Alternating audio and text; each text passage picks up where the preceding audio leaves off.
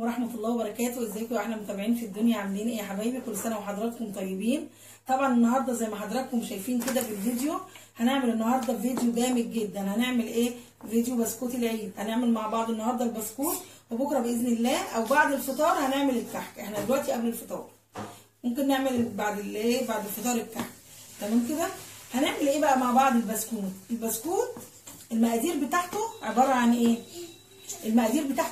ايه؟ الكيلو دقيق له ربع سمنه. دي المقادير يعني ايه المتعارف او المعترف بيها.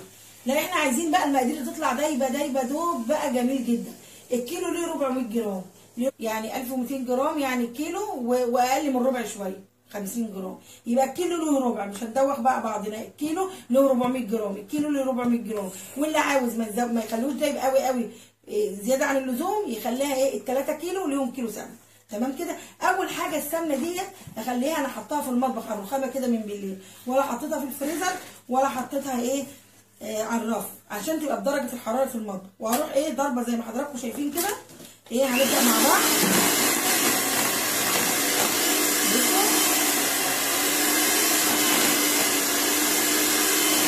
هضرب السمنه في اكياس دي اهو معبأه. تجيبي ما تجيبيش متعدد الاستخدامات، لا تجيبي الدقيق بتاع الكحك والبسكويت، عشان يبقى ديق فاخر، ما ينطرش السمنه مننا وما يطلعش الحاجه مش مظبوطه. ده بالذات بقى تجيبي له الدقيق اللي هو المكيس او المعبأ. ده لازم يبقى كحك وبسكويت دقيق فاخر. لكن اي حاجه بنعملها ممكن متعدد الاستخدامات عادي. يبقى احنا كده عرفنا كل المقادير. هضرب السمنه تبقى كريميه، وارجع معاكم اضرب السكر، وارجع معاكم نضرب البيض، وناخدها خطوه خطوه مع بعض ان شاء الله رب العالمين. يبقى فيديو حلو وسهل وسريع باذن الله. بعد ما ضربت السمنه وبقت كريميه خالص، عملت ايه؟ حطيت السكر. حطيت 400 جرام سكر على الكيلو، يعني 1200 جرام، يعني زي السمنه زي السكر. السمنه والسكر قد بعض، دي معروفه على طول. اللي بيخليه دلع شويه، وفي ناس بتحط ربع كيلو بس، بيحطوا برده ربع كيلو سمنه وربع كيلو سكر. وفي ناس بتحط للكيلو 3 كيلو دقيق، كيلو سكر وكيلو سمنه. يبقى بمعيار بمقدار كده 350 جرام. ماشي. فاحنا دلوقتي انا بقى بقول لكم بنحب الحاجه مسكره وبنحب الحاجه دايبه، وهتطلع حلوه طالما مش هتبوظ معانا وتدينا نتيجه. المقادير براحتك بقى. تمام كده. بس احنا عرفنا المقادير دلوقتي. هنبدا بقى كده تاني ونضرب ان شاء الله رب العالمين.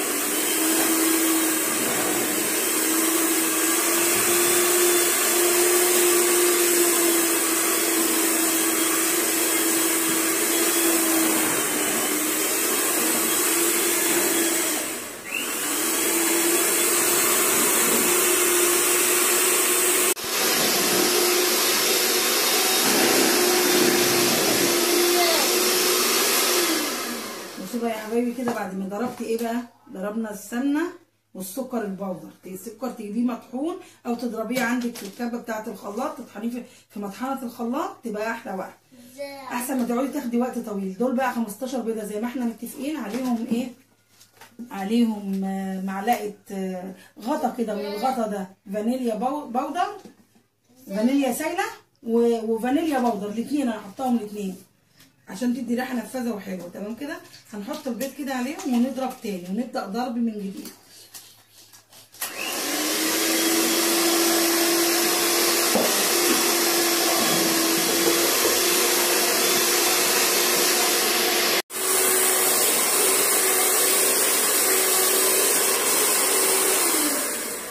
بصوا بقى يا حبايبي، دي ريحه البرتقال نحطها للبسكوت. لو انت عايزه ريحه فانيليا حطي، ريحه جوز الهند حطي، بيحطوا برتقال، بيحطوا جوز الهند، اي ريحه. بس على فكره افضل حاجه ريحه البرتقال، زي ما بنعمل كده الكيكه بالبرتقال بتدي ريحه جميله جدا.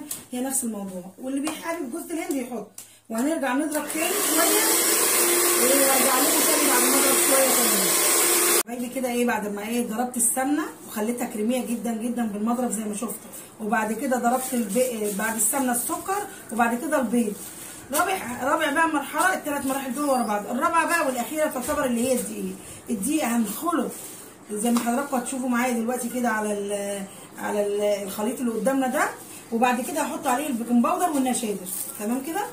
يلا بقى سلفتي بقى هنا ايه بتصب لي كده زي ما حضراتكم شايفين، شويه بشويه، ما تنزليش مره واحده اهي. تساعد معايا. طبعا انتوا عارفين رمضان بقى بيحب اللمه، والناس بتعمل مع بعض الكحك والبسكويت، وعيالي وعيالها بقى دلوقتي هيدوروا معانا المكنه، وطبعا بيبقى ليها فرحه طبعا. يعني ايه، مش اهم حاجه ان انت استني شويه، مش اهم حاجه ان انت ايه تجيبي، ممكن تجيبي من بره كام كيلو دي، ولا كام كيلو كحك، ولا كام كيلو بسكوت، بس طبعا مش هيبقى بالنظافه اللي انت عاملاها وبالحلاوه اللي انت عاملاها، عامله حاجتك بايديكي، مفرحه عيالك ومفرحه اهل بيتك، ودي حاجه بتيجي كل سنه. فما شاء الله ما شاء الله الله اكبر، يعني اللهم زد وبارك، هيبقى حاجه جميله ان شاء الله. هخلص بقى ايه معاكم بقيه الكميه وارجع لكم عشان ما اطولش عليكم في الفيديو، ماشي؟ يا حبايبي حطيت الدقيق على الخليط اللي احنا شفناه مع بعض، وحطيت عليه ايه بقى 3 اكياس 2 بيكنج باودر وواحده كيك شيف. هي معظم الناس بيحطوا بيكنج باودر، انا بحب الكيك شيف في كل المعجنات. حطيت واحده وخلاص، مش هتخسر ولا هتقول لا، تمام كده. وحطيت ايه في هنا بقى النشادر اهو. في حاجه مهمه، معلومه جدا جدا كويسه جدا هقولها لكم بقى عن النشادر. النشادر دي عباره عن ايه؟ اللي هو ايه، اللهم صل على النبي، بيحطوا لل3 كيلو 60 وقيه نشادر، 60 جرام، 60 وقيه، هي الوقيه بدل الجرام، هو كده الراجل العطار بيقول 60، انا جايبه 30 بس. هتقولوا لي ليه؟ هقول لكم لان انا مش بحبه عالي كده منفوش، بيبرش يعني زي ما بنقول كده بالطريقه العاديه بتاعتنا، تلاقي ايه البسكوته ساحت كده، برشت كده بمعنى اصح، فانا عايزاها تبقى ملمومه شويه، وما بحبش ريحه النشادر قوي زي ما في الحاجه. فاحنا حاطين بيكنج باودر وحاطين حاجات تانية محسنه وبترفع معانا الحاجه، احنا هنحط نص الكميه.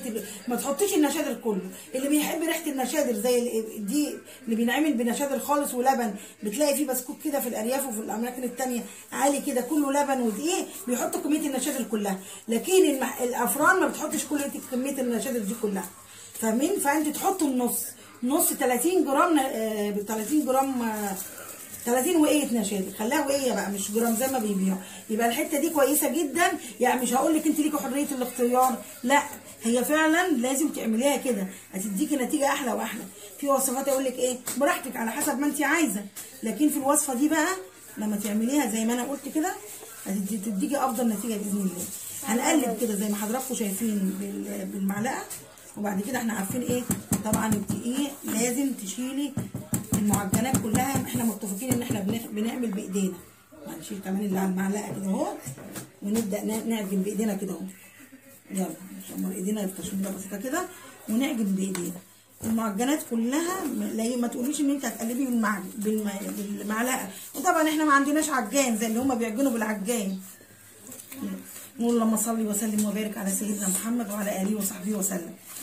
انت كده شغاله تصلي على النبي صلى الله عليه وسلم، ربنا سبحانه وتعالى يبارك لنا في اللي احنا بنعمله. وصلاة يا رب صلى اللهم صل وسلم وبارك على سيدنا محمد، صلاة تنحل بها العقد وتنفك بها الكرب يا رب، سعدنا بها يا رب في الايام المفترجه يا رب صلى الله عليه وسلم. ماشي يا حبايبي، هلموا مع بعض بقى. الدقيق طبعا هيختفي خالص، لما الدقيق يختفي خالص تبداي بقى تحطي اللبن، ده نص كيلو لبن يعني ان شاء الله يعني ياخدوا، بس عايزه تزودي يعني لو ما خلصناش الموضوع هنزود. هنعمل ايه بقى؟ هنحط هنا اهو قبل يعني ما ادوبه خالص، هحط في النص كده، هعمل حفره في النص كده واحط فيها النشادر وادوب عليه اللبن. عشان ايه؟ النشادر عايز يدوب، زي النشادر ده عامل زي الخميره اللي هي بتاعت الايه؟ عامل زي الخميره اللي هي بتاعت اللهم صل على النبي صلى الله عليه وسلم، الخميره اللي هي بتاعت الكحك، الخميره الفوريه او الخميره اللي هي بتيجي من عند الفران، البيره العاديه بندوبها في حاجه، ما بنحطهاش كده على الدقيق على طول. فالنشادر نفس الموضوع. هقلبه كده مع بعض عشان ما اطولش عليكم وارجع لكم تاني باذن الله. حطيت النشادر زي ما قلت لكم نص الكميه اللي العطار بيديها لك، انت تقولي له انا عايزه نص الكميه، صبي لي بقى كده يا ام يوسف. ام يوسف ايه شغاله معايا اهي، سلفتي زي ما قلت لكم بتساعدني. صبي بس، استني بقى شويه كده لحد هنا واعملي ستوب. هروح مدوبه كده النشادر في الحفره اللي انا عملتها دي بايديا كده، بصوا طبعا. وهروح بقى ايه مكمله عجن.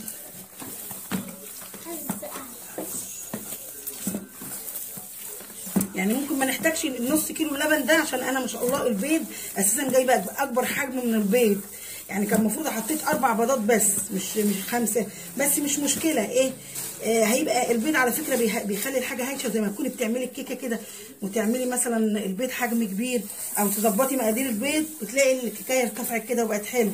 برده نفس الموضوع هنا. هلمه بقى على بعضه ونبدا بقى ندور في المكنه مع بعض ونجيبه واحنا بنحطه في الصاجات. ماشي. بصوا بقى يا حبايب قلبي كده بعد ما عجننا العجينه زي ما حضراتكم شفتم، حطينا طبعا بقى في المكنه زي ما قلت لكم كده. ام يوسف سلفتي بتدور اهي وانا بقطع. طبعا ايه دوت الكحك بتاعي البسكوت بتاعي النهارده، وهي بقى تعمل بعد الفطار البسكوت بتاعها. زي ما بصوا الجمال العجينه بقى بسم الله ما شاء الله. على فكره العجينه عشان تبقى فيه معلومه برده وعشان المصداقيه بتاعت القناه نبقى قلنا كل حاجه مع بعض صح. في الاخر خالص لقيت العجينه بتلزق شويه في ايديا، طريه سنه كده. السمنه مثلا تكون مثلا عشان عايزاها دايبه السمنه كتيره شويه، السكر جه زياده شويه، اي حاجه. فانت تعملي ايه؟ تجيبي شويه دقيق، تبقي مفوضه شويه دقيق على جنب، او لو عندك كيس زياده تاخدي منه كبشتين لوحتين كده وتحطيهم وايه. بصوا دي جايه قصيره شويه، هنرجعها تاني، ما فيش حاجه عندنا بتفرق. شوفي بقى كده حتى العيال، عيال بنتي ما شاء الله، ياسين ويزيد وسما بنت ام يوسف اخت يوسف يعني بتعمل معايا اهي ما شاء الله.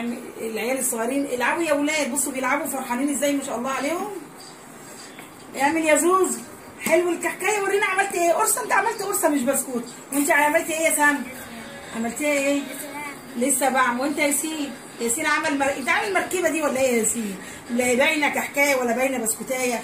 يلا اهم حاجه بقى في الموضوع ده فرحه العيال اللي هم بيلعبوا كده وبيعملوا، واللمه الجميله الاسريه بتاعت زمان اللي يا رب ما يحرمنا منها ابدا يا رب، ويعود علينا الايام في خير. هنخلص بقى الصاج كله للاخر، هنخلص الصاجات كلها وهسويها واوريكم بقى البسكوت بعد ما استوى والنتيجه عامله ازاي، نشوفه مع بعض ان شاء الله.